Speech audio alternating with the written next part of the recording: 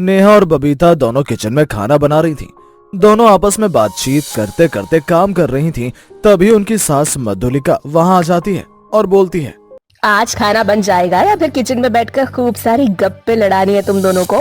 बस माँ जी, खाना तो बन ही चुका है, बस दाल में तड़का लगाना बाकी है। 5 मिनट का समय दीजिए, खाना लेकर आ रहे हैं हम। अच्छा, तो यानी तड़का बाकी है। पता नहीं क्या सीख कर आई हो अपने मायके से। कहते हैं ना, लड़कियां अपने मायके से ही सीख कर जाती है। तुम्हारी माँ भी यही करती होगी, तभी तो तुम खाना बनाने में और हर काम करने में इतनी देरी करती हो। बस माँ जी, हो गया, आप बिल्कुल टेंशन मत लो, हम खाना लेकर आते हैं, आप जाइए बैठ जाइए।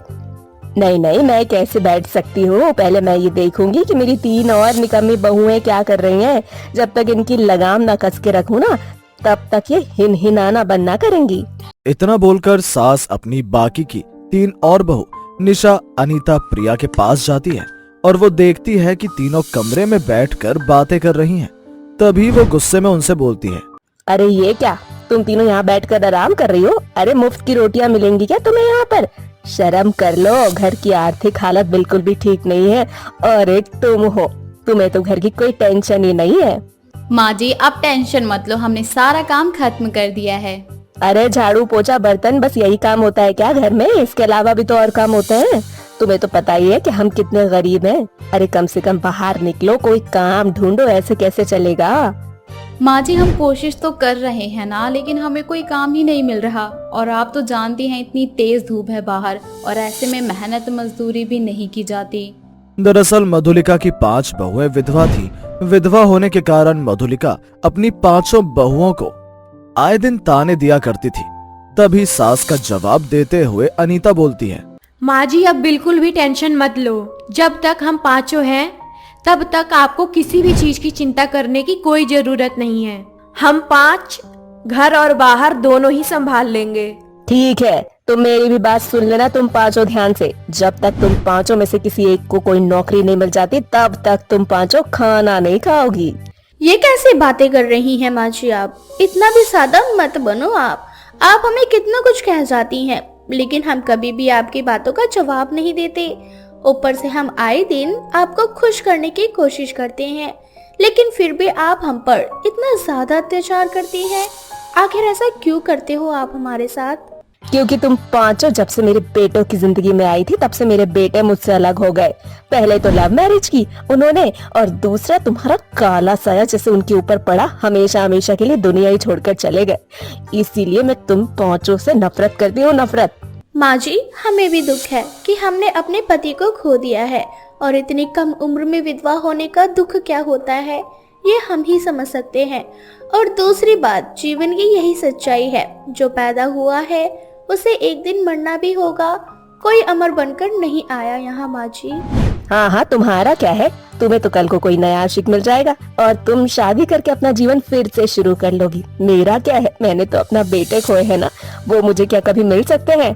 आखिरकार मधुलिका अपनी जिद पर अड़ जाती है और अपनी 5 बहू को जब तक खाना नहीं देती, जब तक उन्हें कोई छोटा मोटा काम नहीं मिल जाता।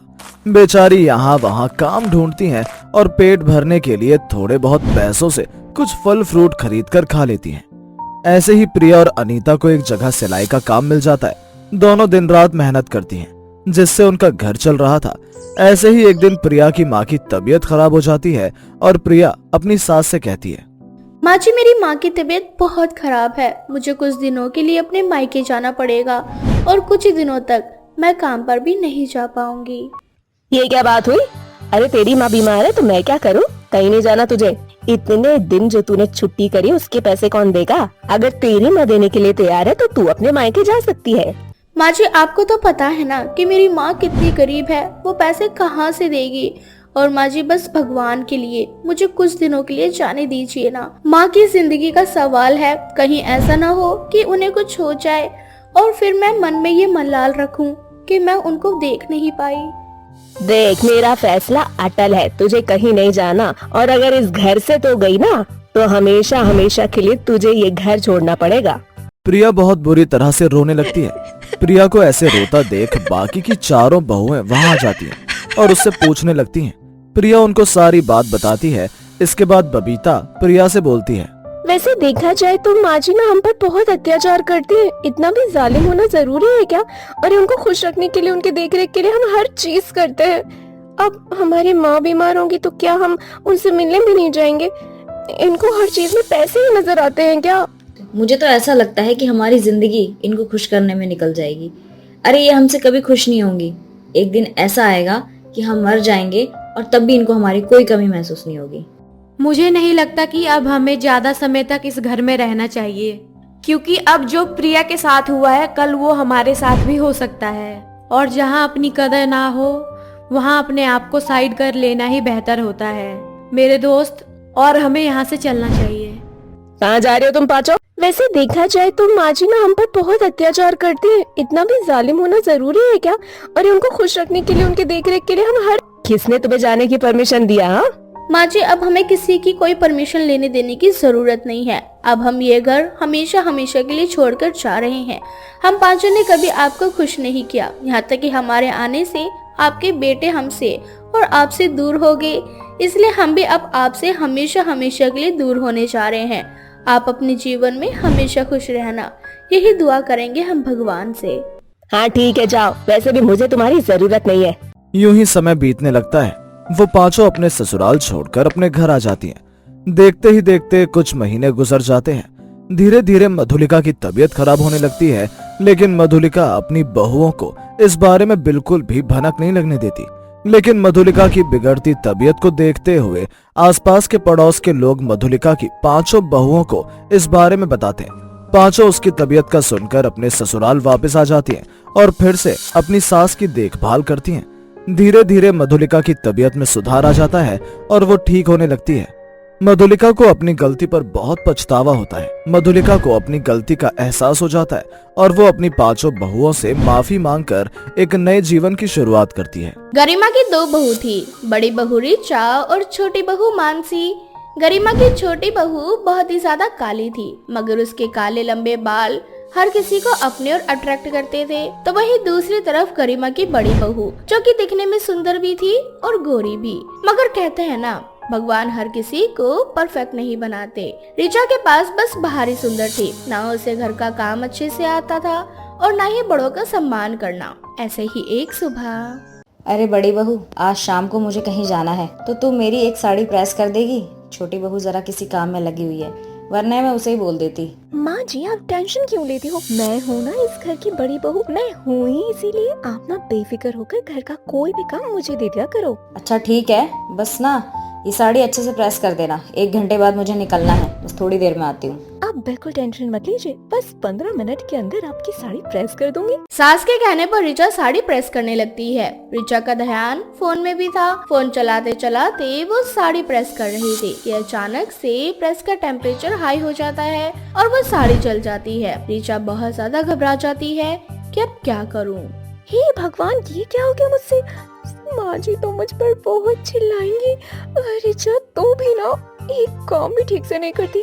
फोन चलाना जरूरी था क्या? क्या करूँ भगवान जी? अगर माँ जी को पता चल गया तो वो बहुत चिल्लाएंगे। तभी वहाँ ऋचा की सास आ जाती है। ऋचा की सास जली हुई साड़ी भी देख लेती है और ऋचा की बातें भी सुन लेती है। तभी ऋचा पर गुस्सा करते हुए वो बोलती है, सत्यानाश कर दिया ना, इसीलिए डर रही थी मैं तुझे कोई काम दूं या ना दूं। तुझे ना बस साज सिंगार करवा लो, इन सारी चीजों से फुर्सत तो मिलती नहीं है। अरे फोन चलाते चलाते प्रेस कर रही है कपड़े। तेरी जगह अगर ये काम मैंने छोटी बहू को दिया होता तो अब तक वो अच्छे से साड़ी प्रेस करके मुझे दे दी होती। माँ जी, आपको तो मेरे अंदर हमेशा कमी नजर आती है, लेकिन जो कमी आपकी बहू के अंदर है ना, वो कमी कभी आपको दिखाई नहीं देता। आपने कभी अपनी बहू की शक्ल देखी? इतनी ज्यादा काली और बदसूरत है, फिर भी आप उसी से प्यार करती हैं। क्योंकि वो रंग से काली है और तू मन से काली है। जो चीज भगवान ने बनाकर दी है ना, उस पे हमारा कोई कंट्रोल नहीं है। जिस चीज पे तेरा कंट्रोल हो सकता है ना, उस पे तो तू कंट्रोल कर नहीं सकती है, जैसे तेरा मन और बुरा व्यवहार। माँ जी, जानती हूँ मुझसे गलती हो गई, और एक साड़ी ही तो है, अब इतना ज्यादा क्यों बोल रही हैं? वही तो बात है ना बहू, एक तो गलती की तूने, ऊपर से कैंची की तरह तेरी जुबान चल रही है। तभी वहाँ पर मानसी आ जाती है और मानसी अपनी सास से बोलती है, माँ जी जाने दीजिए, जो हो गया सो हो गया, उसे हम तो ठीक नहीं कर सकते ना। आप बिल्कुल भी टेंशन मत लीजिए। मैंने पहले से ही आप 2-3 साड़ी प्रेस करके रख रखी हैं, आप उनमें से कोई भी साड़ी पहन लो। अरे कुछ सीख ले छोटी बहू से, तू एक भी काम ठीक से नहीं करती। अगर तेरी ये सुंदरता इतनी ही काम आएगी ना तो साड़ी जल नहीं सकती थी, और अगर साड़ी जल गई तेरे सुंदर होने के बाद भी तो तेरी सुंदरता किसी काम की नहीं है। ऋचा वहाँ से अपने कमरे में चली जाती है। ऐसे ही कुछ दिन बाद मानसी रसोई घर में खाना बना रही थी, तभी उसकी सास उसे आवाज लगाते हुए उससे कहती है, मानसी बहू भूख लग रही है, कब तक खाना बनेगा? बस माँ जी ला रही हूँ। तभी वहाँ पर ऋचा आती है। ऋचा मौका देखकर मानसी द्वारा बनाए गए खाने में थोड़ा बाल डाल देती है। मानसी को बिल्कुल भी पता नहीं चलता कि ऋचा उसके पीठ पीछे क्या कर रही है। जैसे ही मानसी सबको खाना परोसती है, सब लोग खाना खाने लगते हैं। अचानक से कुछ बाल उसकी सास के मुंह में आ जाते हैं, जिससे उसकी सास को बहुत गुस्सा आता है और वो मानसी से बोलती है, ये सब क्या है मानसी बहू? मुझे ना तुझसे ये उम्मीद तो बिल्कुल भी नहीं थी। अरे आज खाने में बाल, ये सब क्या है? माफ करना माँ जी, लेकिन मैं तो हमेशा से अपने बालों को अच्छे से बांधकर सिर पर पल्लू कर ही खाना बनाती हूँ।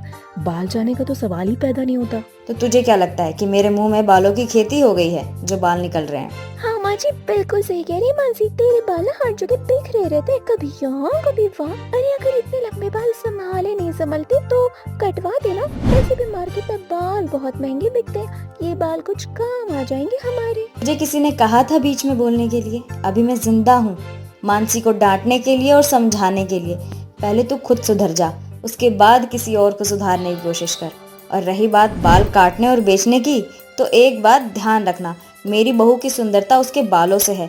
इतने सुंदर बाल बहुत कम लोगों को ही नसीब होते हैं, तो आइंदा उसके बालों पर ऐसी बुरी नजर डालने से पहले 50 बार सोच लेना। ऋचा मुंह बनाकर अपने कमरे में आ जाती है और ऋचा मन ही मन अब सोचने लगती है, बहुत हो गया, अब जब देखो तब माँ जी मेरी बेइज्जती करती रहती है और इस काली कलूटी लंबे बाल वाली की तारीफ करती रहती है। इसे तो रास्ते से हटाना ही पड़ेगा। ऐसे ही चलता रहा ना तो एक न एक दिन ये बुढ़िया मुझे घर से बाहर कर इस कल्लो माई के साथ रहने लगेगी। ऐसे ही कुछ दिन यूं ही गुजर जाते हैं।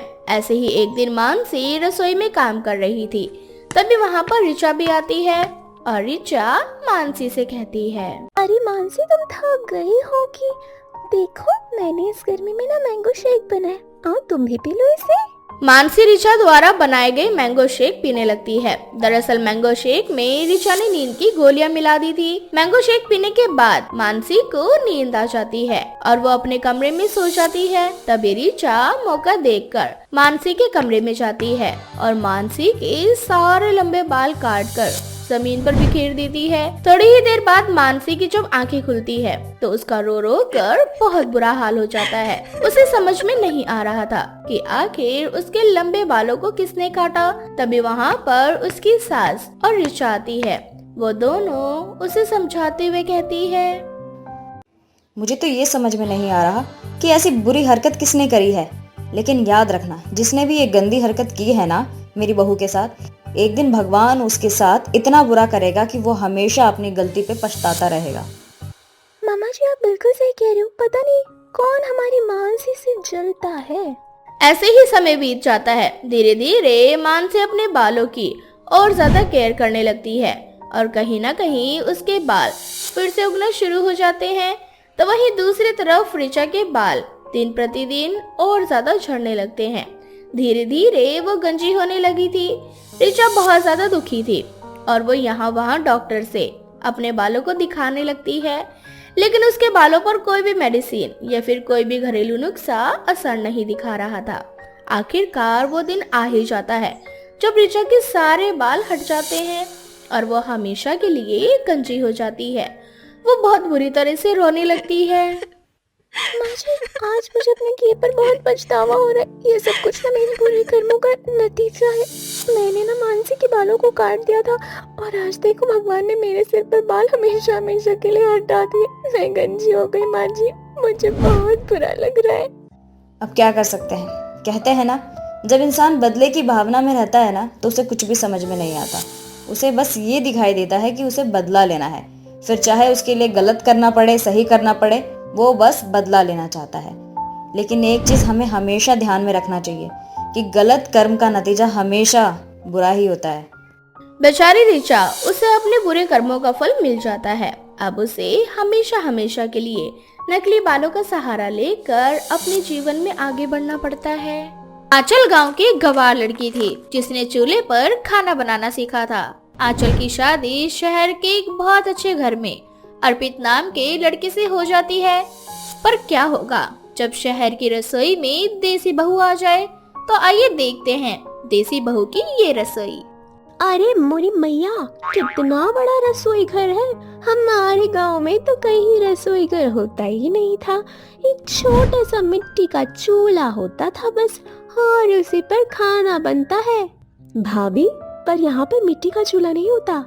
अरे मोरी मैया, यही तो हम कब से सोच रहे हैं।